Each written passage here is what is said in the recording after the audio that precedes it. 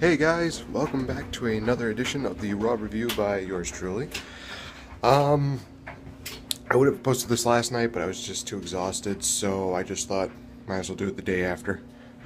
One of the things I'd like to talk about, other than the Raw review, is kind of what's going on with WWE. I'm going to start with that. There have been like a lot of people who have been supporters with WWE for quite some time, and they're actually starting to lose faith because the Raw ratings have been dropping. It's not interesting anymore. Some people have it on DVR and they don't even want to watch it anymore. And I was shocked to hear this because I think WWE is trying, but the issue at hand is that a lot of the creative aspects of it have just not been working out. They've been saying like, okay, we're going to see how this goes, we'll see how this goes. A good example of that, when they brought in Fandango about over a year ago, there was that initial reaction the night after WrestleMania when they started doing the Fandangoing and everybody was just getting into it. And I think they tried to do the same thing with Adam Rose, but unfortunately that did not work out at all. Adam Rose now is still an undercarder, and now he works with a bunny, which I do find a little bit ridiculous. It is entertaining, but it is kind of one of those stupid things. And then they also bring in the deal with Hornswoggle dressed as a gator and El Torito as the bull, which some of those matches just do not work. I mean, honestly, I'm very happy that they have some kind of thing going for them instead of just having, Hornswoggle against Slater or whoever. But they have the talent. It's just a matter of how they push it.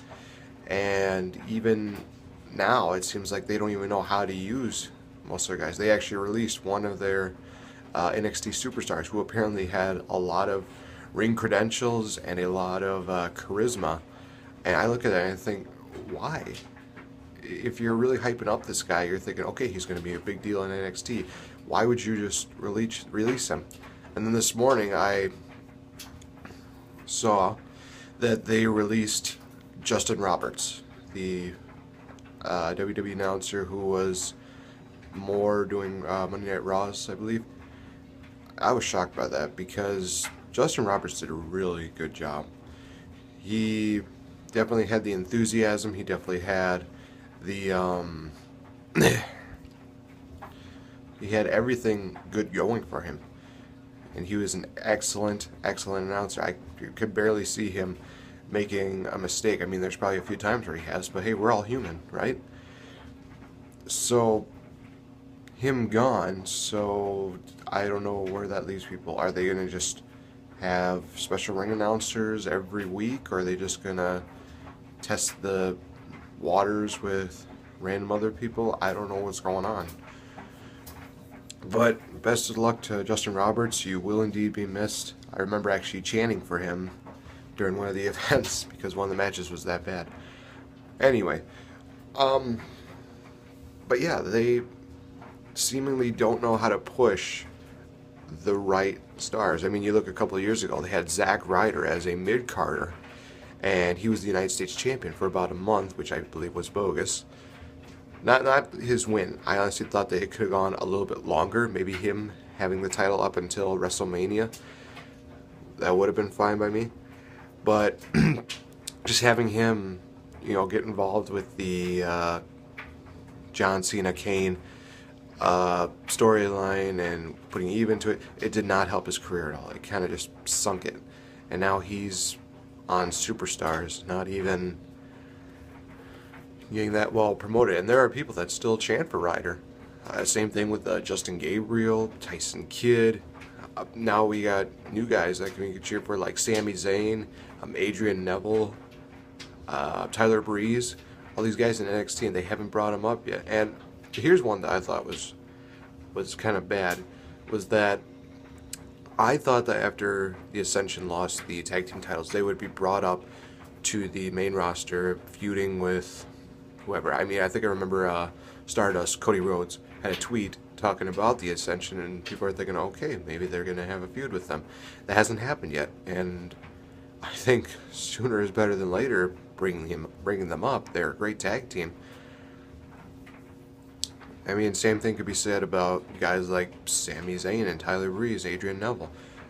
I mean, we don't need gimmick characters like Bo Dallas and Adam Rose. We need actual wrestling, because that's what people tune in to see a lot of times. Sure, you need to keep it PG, but maybe for like the first hour and a half, that'll be fine.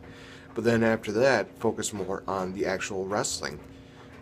And even their Divas division in NXT are so much better, because Raw is so focused on Total Divas, and that's not helping at all. Maybe if you put Total Divas thing in the first half hour and a half, that could be understandable. Then actually have the wrestling divas in the second hour, and give them a little more time than just, just 5 minutes. Give them like maybe a good 8-7 minutes, whatever.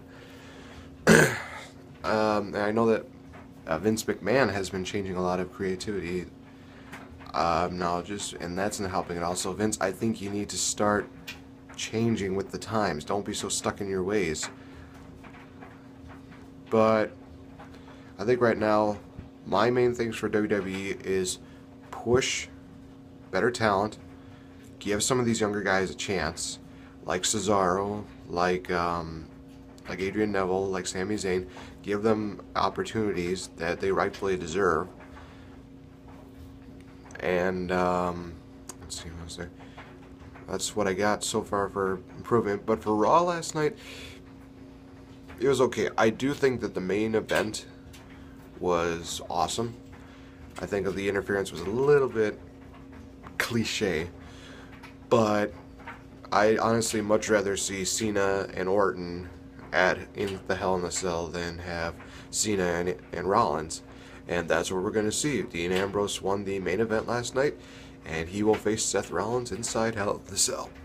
Excuse me. Inside Hell in the Cell. Yeah, as far as Hell in the Cell goes, those are like the only two matches I think that they've actually put in. I know there's rumors of having AJ and Paige going at it again, having Nikki versus Brie, where the loser becomes the winner's personal assistant, which might be an interesting deal. Nothing really hit me hard last night. I mean, Rusev's still undefeated, won by DQ because Mark Henry got involved. Nothing really hit me hard. Other the main event, really. So, what does that kind of tell you? One other thing I'm gonna talk about, and that was there was an article about one of our wrestling superstars, Daniel Bryan.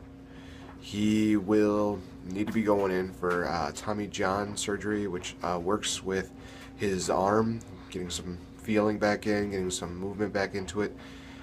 And honestly, I know that they've been saying, hey, well, Daniel Bryan's been saying that he wants to go through like natural things just so that he can heal naturally.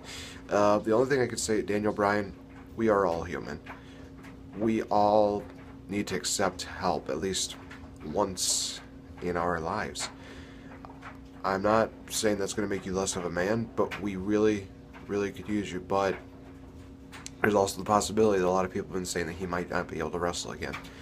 And honestly, that would be a big blow for WWE. I mean, Daniel Bryan, he's charismatic, he's a good wrestler. I mean, yes, he got famous just by saying yes and no, but how many other people thought of that? Nobody really. I mean, when he got into the audience, the only thing that they had was like the prolonged yes or no, but now just shortening it to actually have something on it, it worked. So, best of luck, Daniel Bryan. I would consider this surgery so that you can come back healthier. We miss you. And the yes movement still lives on. That is it for the Raw review. Today. Everybody, have a nice day. You're awesome. Peace.